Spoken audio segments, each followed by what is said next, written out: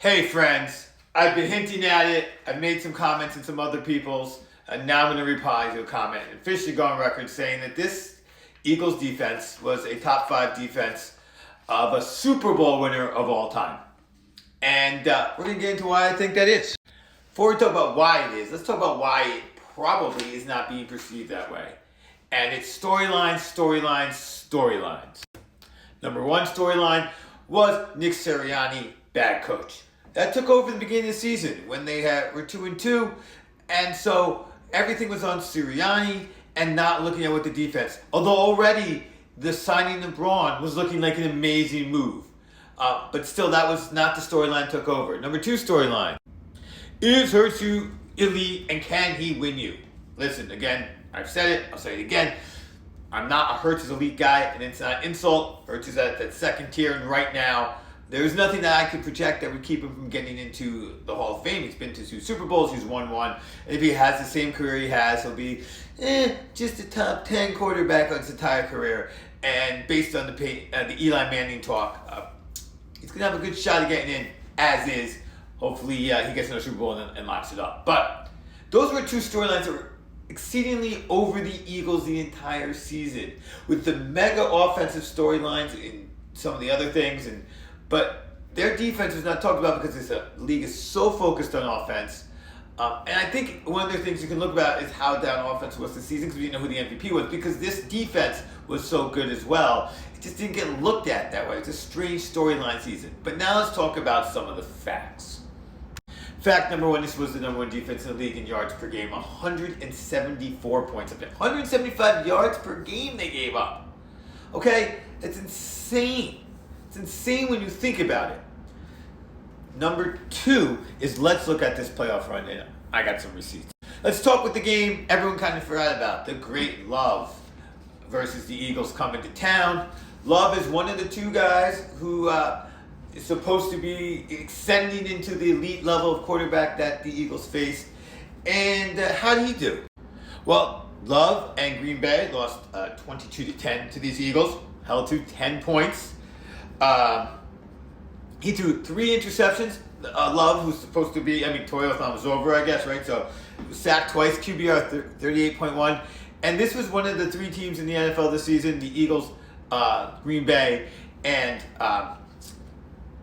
Baltimore, who signed one of the premier running backs as a free agent as that extra piece. It turned to be a good play for all 3 teams, but hey, they got stopped by this Eagles defense. The next game they played in the snow, got to go to that game, loved it. So one game where their defense was close to suspect in the playoffs against Stafford. Many people consider him a Hall of Famer. Plus the offense has 2 stud receivers. Kyren Williams, a great offense overall, you cannot question that. They did get 2 turnovers that game, both fumbles. They did have a ridiculous plus 12 turnover ratio. And that's a lot of luck, because a lot of those are fumbles, 50-50. Their recovery of fumbles this offseason was insane. But that was the only game that was remotely close, and the defense made the most important play at the end of the game. Now, Jayden Daniels and the Washington Commanders, is that what they're at these days? We saw the defense. That was the game that, as a Eagles fan, was our aha moment.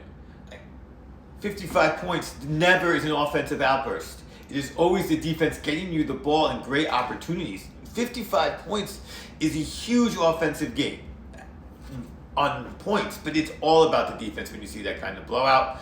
They made Jayden Daniels look like the rookie he hadn't looked like all season. And so some people, it's a rookie. But the team was fantastic all year, and the Eagles shut him down. And then, 2-time defending champion, best quarterback in the league, maybe not his best season, and the Eagles stopped him, made him see ghosts. How often have you seen Patrick Mahomes see ghosts? Because I can't remember. I've seen him get past that vaunted San Francisco defense in a game he looked horrible in. That whole playoff run, if you recall, they were down 10, 20 points. It wasn't 20, but it felt like 20 every game. And we know every Super Bowl they've been down 10 points. He even looked better against the Tampa Bay defense than against his defense. By the time it became apparent that they should be running the ball, that passing wasn't going to work, it was over.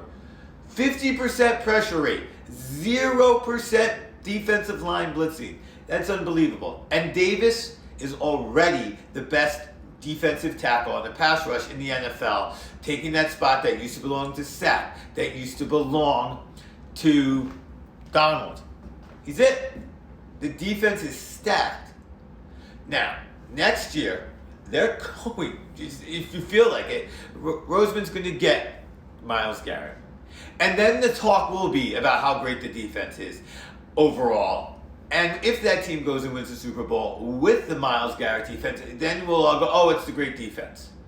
But is it the 85 Bears? Maybe not. Is it the 86 Giants? Maybe not. But when you start to talk about those defenses that were good for a long period of time but got 1 or 2 Super Bowls, the Tampa Bay defense with Sapp, those great Baltimore defenses with Ray Lewis, the Steel Curtain defenses, those defenses that didn't have that one super year but were good overall, I think this defense falls in there. I think this is as good as any of those. I probably, really digging the numbers in the top 3, but the storylines, like I said, beginning of the season were not about the defense. But look at what they did in the playoffs. An all-time great defense. Go Eagles. Go Birds. Fly, Eagles, fly. Later, friends.